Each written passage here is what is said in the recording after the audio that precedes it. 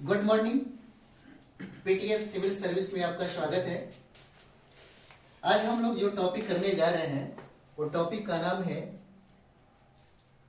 बुद्ध से संबंधित जो टॉपिक है बुद्ध के जीवन, यहाँ तक कि बुद्ध के जीवन से लेकर बुद्ध की जो मृत्यु तक है जो प्रश्न पूछे गए हैं और जो बार बार प्रश्न पूछे जाते हैं हम उस पर चर्चा करते हैं। तो हम लोग चर्चा करते हैं बुद्ध से संबंधित और बुद्ध के जीवन में जो भी घटनाएं घटी जहां से प्रश्न बनते हैं, चाहे वो बीपीएससी हो, यूपीएससी हो या सचिवालय सहायक हो या दारोगा हो या जनरल कंपटीशन का कोई भी, यहाँ तक कि कमीशन से भी संबंधित जो प्रश्न बनते हैं वो यहाँ से पूछे जाएंगे और पूछे जाते हैं और बनेंगे भी आपसे। और सबसे आसानी तरीके से ये बात है कि आपको इस तरीके से समझाया जाएगा ताकि आप एक स्टोरी के तौर पे आप इसे समझ सकते हैं और आपको याद भी रहेगा। इतिहास को याद रखना भी बहुत आसान है और बहुत ही मुश्किल है, तो याद कैसे रखना है थोड़ा सा स्टोरी के माध्यम से हम जानते हैं। तो आइए सबसे पहले हम जानते हैं कि बुद्ध का जन्म 563 बीसी में हुआ था। 563 ईसा पूर्व में हुआ था और बुद्ध का जो जन्म हुआ यानी कि सिद्धार्थ का जो जन्म हुआ वो नेपाल के लुम्बिनी में हुआ था। एक प्रश्न पूछा हुआ था, यूपीएससी में भी प्रश्न पूछा हुआ था। अगर आप तैयारी कर रहे होंगे बीपीएससी का, यूपीएससी का, उत्तर प्रदेश पेशीएस का, तो आपको ये प्रश्न मिलेगा कि बुद्ध का जन्म कहाँ हुआ। उसमें ऑप्शन में देगा नेपाल, भारत, म्यांमार, श्रीलंका जो भी हो, उसका ऑप्शन में आपका हो जाएगा नेपाल, क्योंकि नेपाल के तराई के क्षेत्रों में ही इनका जन्म हुआ था। देखिएगा, शुद्धोधन को कोई पुत्र की प्राप्ति नहीं हो रही थी। थोड़ा स्टोरी के माध्यम से इसको जानने की कोशिश करेंगे। इनकी माता का जो नाम था वो माया देवी नाम था और पिता का नाम शुद्धोधन था।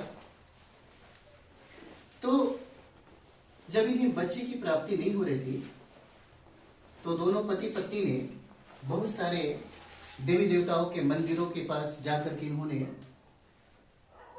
ईश्वर से कामना किया कि मुझे एक पुत्र की प्राप्ति चाहिए। बहुत दिनों के बाद उन्हें एक प्यारा सा पुत्र प्राप्त होता है जिसका नाम होता है सिद्धार्थ। सिद्धार्थ का जन्म पूर्णिमा के दिन हुआ था। ये पूर्णिमा जो है ना, ये घटना उनके जिंदगी में 3 जगह होता है, उनकी जन्म के समय में और उनके ज्ञान प्राप्ति के समय में और उनके मृत्यु के समय में। इसे आप याद रखेंगे। तो जब इनका जन्म हुआ, सिद्धार्थ का जन्म हुआ, तो 7 दिनों के बाद इनकी माता का स्वर्गवास हो गया। ये इनकी माता डेथ कर गई और इनके डेथ करने के बाद इनकी जो मौसी थी गौतमी प्रजापति, उन्होंने इनका लालन पालन किया, क्योंकि शुद्धोधन ने अपने साली से उस वक्त विवाह रचा लिए। तो जब शुद्धोधन ने अपने बच्चों की प्राप्ति की खुशी में उन्होंने एक जन्मोत्सव का समारोह रखा। जन्मोत्सव बड़े ही धूमधाम से शुद्धोधन ने रखा और बहुत बड़ा आयोजन किया और जितने भी राज्य के जो लोग थे, बड़े बड़े अधिकारी थे, जो बड़े बड़े छोटे छोटे राजा थे, बड़े बड़े राजा थे, सभी को आमंत्रित किया। सभी लोग बुद्ध के जन्मोत्सव में शामिल हुए। उसी समय एक बहुत बड़ा ऋषि, बहुत बड़ा संत जिसका नाम था असीता, आपने पढ़ा होगा इतिहास में। ये ज्योतिषी थे जिन्होंने बुद्ध का भविष्यवाणी किया था। थोड़ा सा उनके बारे में हम लोग जानते हैं।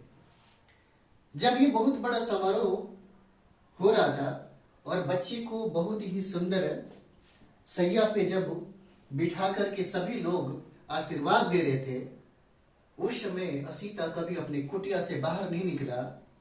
उस व्यक्ति का पैर भी बुद्ध के लिए समझिए कि चलने पे मजबूर हो गए। उनसे मिलने के लिए मजबूर हो गए। तो जब जहां पे ये इनका समारोह हो रहा था, सिद्धार्थ का उस बच्चे का समारोह होता है, जन्मोत्सव मनाया जा रहा था, उस समय वहां पे असीता जब पहुंचे तो शुद्धोधन को बड़ी हैरानी हुई, क्योंकि वो भी जानते थे कि ये व्यक्ति इतना बड़ा महान जो संत है, जो तपस्वी है, वो कभी बाहर अपने कुटिया से आया ही नहीं। तो एक तरफ उनको देख के हैरानी हुई और दूसरी तरफ देख के उनको बहुत खुशी भी हुई। सभी लोग उस बच्चे को लंबी उम्र का आशीर्वाद दे रहे थे, बहुत सारे बड़े बड़े गिफ्ट दे रहे थे। लेकिन जब यशिता वहां पे पहुंचे तो उस बच्चे का पांव पकड़ के रोने लगे। उस बच्चे का पांव अपने सर पे रखे और बहुत फूट फूट के रोने लगे। उन्होंने उस बच्चे से बहुत सारा आशीर्वाद लेने की कोशिश की।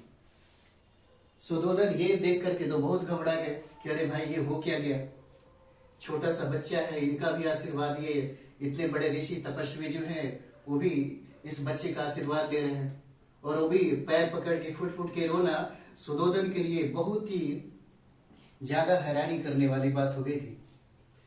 सुधोधन से रहा नहीं गया, उन्होंने उस तपस्वी से पूछा कि महाराज आपको क्या तकलीफ है।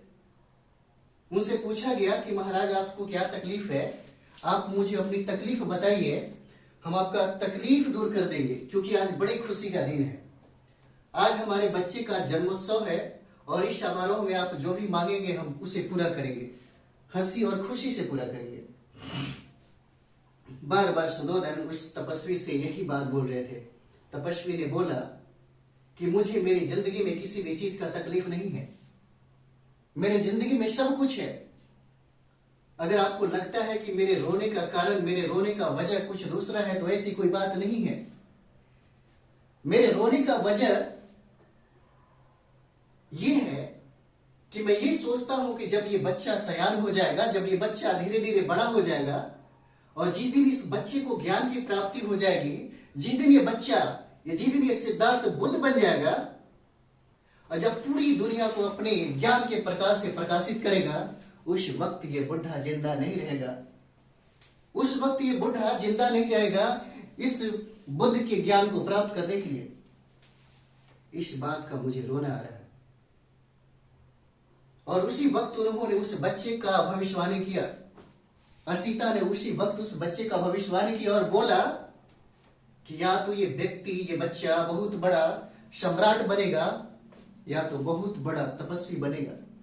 राजा बनना, बहुत बड़ा सम्राट बनना एक बाप के लिए खुशी तो थी, लेकिन दूसरी तरफ सन्यासी बनना उतना ही बड़ा हैरानी करने वाली बात थी। सुधोधन को एक तरफ इस तपस्वी की बात ने बहुत ही अचंभित कर दिया। इनकी जो नींद थी उसी समय उड़ गई। सुधोधन उसी वक्त परेशान हो गए और उनको ये चीजें कतई पसंद नहीं आया कि मेरा बेटा जो सम्राट बनने का मतलब भावी एक सम्राट बनने की जो बनने के लिए जो पैदा हुआ है, वो बच्चा सन्यासी बन जाए। तो हम लोग जो प्रश्न है, यानी कि जन्म से लेकर के जो मृत्यु तक है, इसकी सफर में जो जो भी पॉइंट आएंगे उस पे हम लोग चर्चा करेंगे, बिल्कुल इंटरेस्टिंग इसी कहानी, ऐसे ही कहानी के साथ, ताकि आपको पसंद आए। और सबसे बड़ी बात है कि आपके प्रश्न आराम से बने, क्योंकि यहाँ पे स्कोर बढ़ाना जरूरी है। आपके प्रश्नों का हल हो जाए, आपके जो भी प्रश्न कंपटीशन में पूछे जाते हैं, पीसीएस में पूछे जाते हैं, वो सारे प्रश्न यहां से पकड़े जाए। तो ये चीजें हैं। नेक्स्ट वाली